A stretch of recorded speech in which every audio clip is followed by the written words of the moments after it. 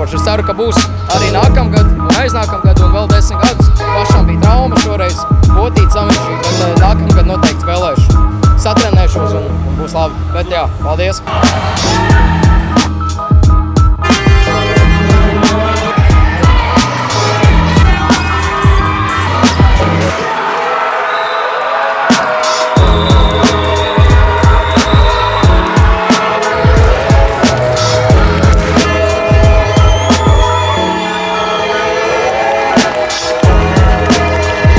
Vienkārši brīnišķīgs. Mūsu visu LMT reku fonā var redzēt visa komanda, visiem bērni, sievas, visiem paldies, liels, milzīgs. Komanda super, visiem superīgs paldies. Komanda vienkārši ir sapnis.